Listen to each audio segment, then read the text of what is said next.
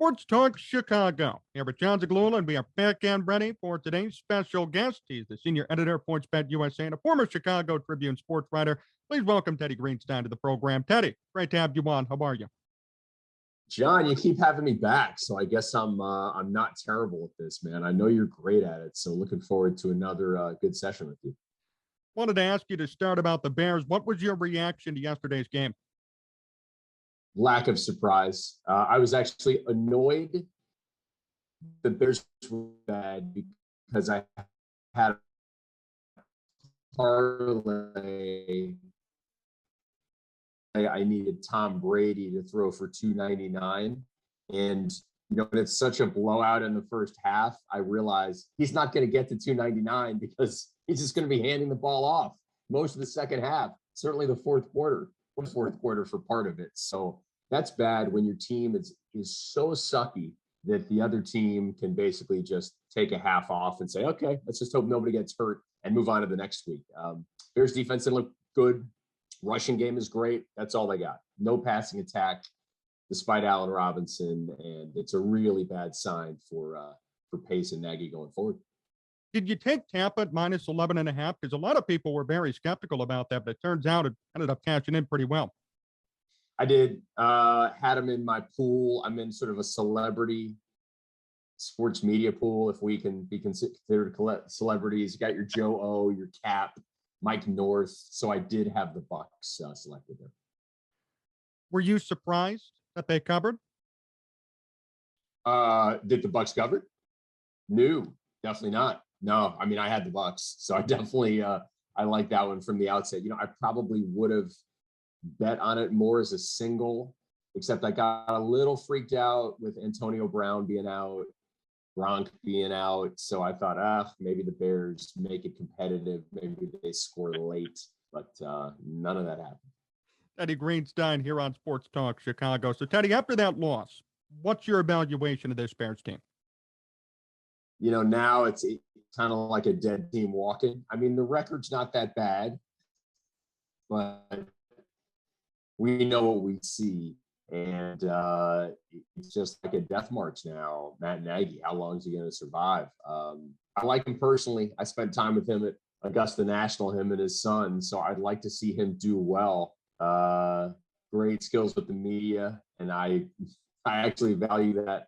But the results are the results. Now, unfortunately, he has COVID. I don't see how this is going to get better.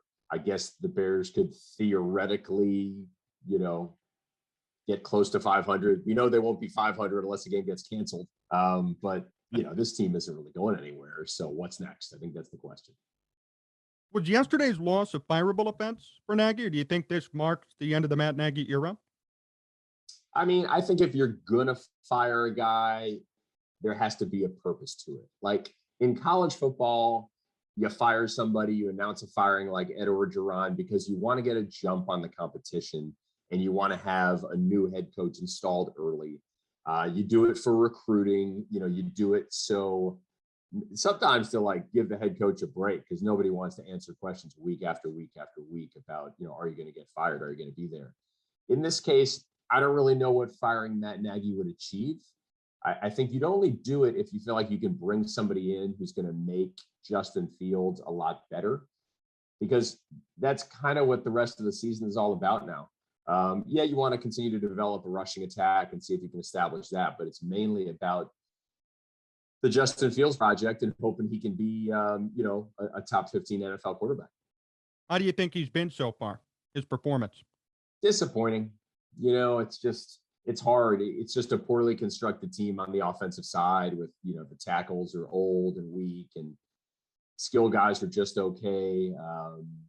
I covered Justin a ton at Ohio State, and I would have expected more from him, but it's just a brutal transition. I mean, if you don't have a great protection from your line and, receivers who are reliable, who can help you move the chains, you're going to end up in bad spots. And he's in a lot of bad spots these days. How do you compare his performance at Ohio State to what he's doing now? Like, what differences do you see?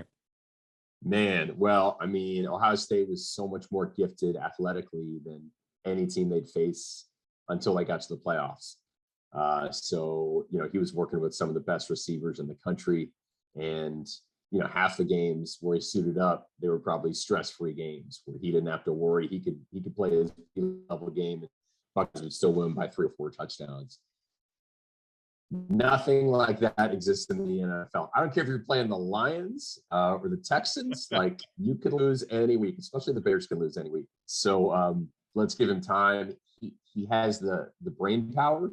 He has the athleticism. He has the arm. There's nothing that should prevent him from being a really good NFL quarterback.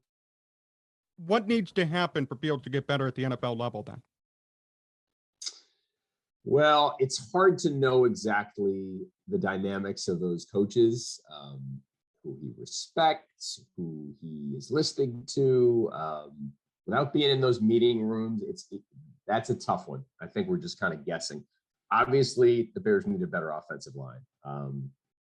Tampa, that D front was just dominating yesterday. So it starts with getting a good offensive line, skill guys, coaching, all that. What were the tools to success for him in college? Like, what made him so good that forced the Bears to draft him at 11th overall? Yeah, I mean, just a gifted guy. It starts, I think, with being an amazing athlete who can throw at 70 yards and being a hard worker, being really smart. I think of him as one of the most, savvy, intelligent guys. It's so different now, John, with high school quarterbacks. I mean, they don't really need a long transition period. Obviously, Justin Fields went to Georgia.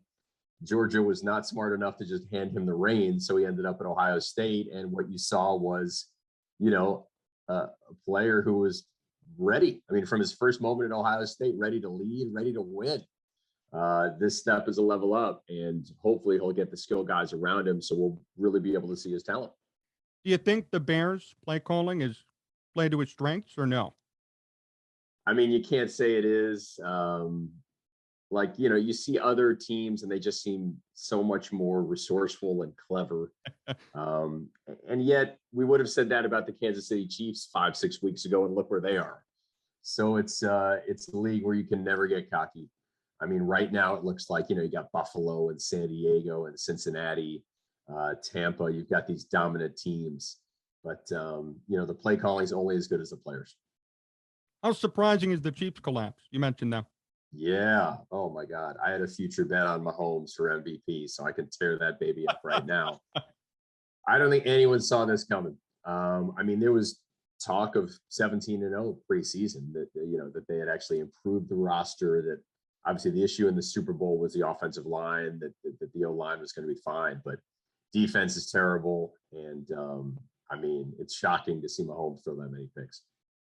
So is it safe to say that quarterback class is probably not as good as we thought? Mahomes, Watson, Trubisky, that turned out to be kind of a big difference when you look at it today versus a couple of years ago. I guess. I mean, Mahomes is still an all-timer. I mean, weird stuff's going on in Kansas City, but that guy's going to end up being one of the 5 or 10 best to ever play the position. Hey, maybe if Deshaun Watson had been in Chicago, this wouldn't have happened. That's my attitude on him. That's an amazing player right there.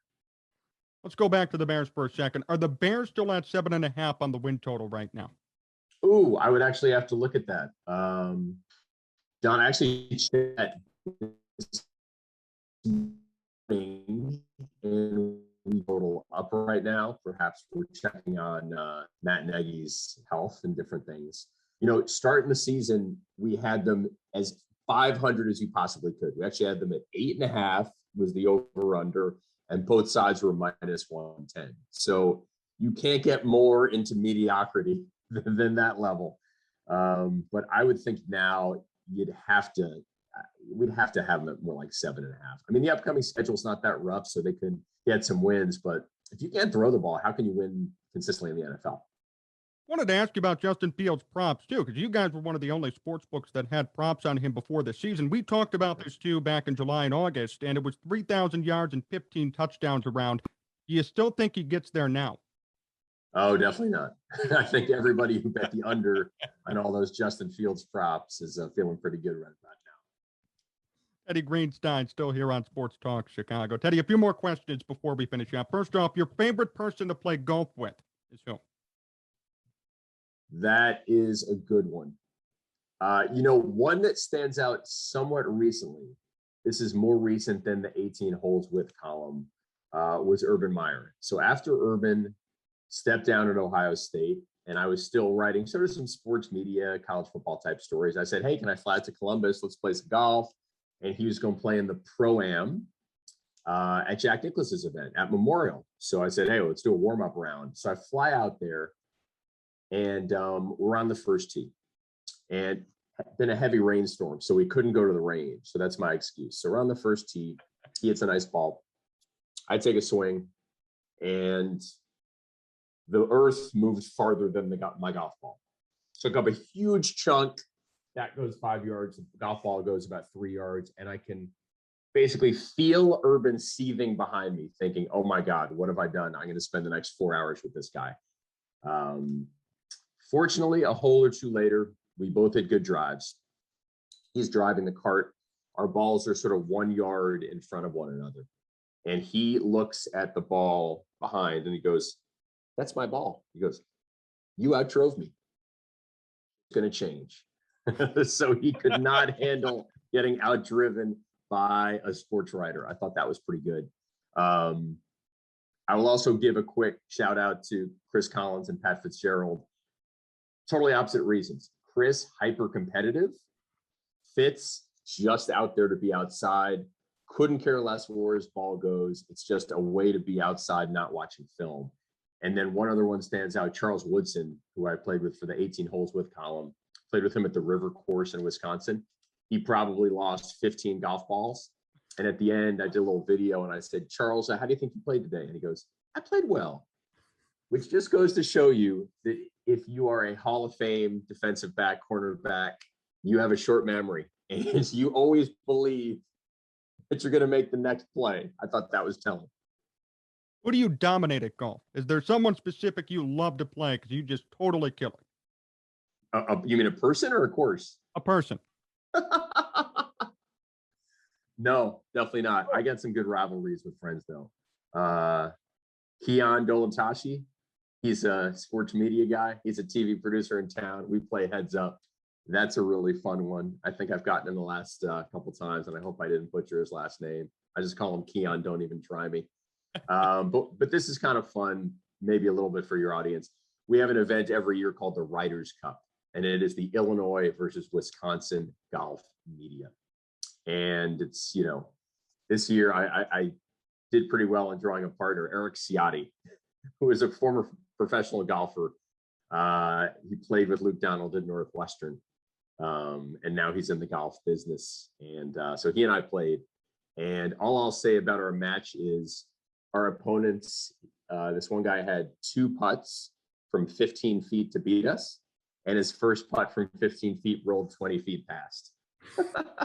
So Eric, who works out at Cantini, and I were able to win that match, and that was pretty unforgettable. Eddie, before we finish up today, last question. What's the best bet you've gotten from your wife? Okay, sports betting wife. This is an easy one. It was for the Players' Championship last year. And the wager was this: will any player in the field make a 10 or worse at one hole? Points bet one. A Korean golfer named Ben An is having an adventure on 17 at Sawgrass.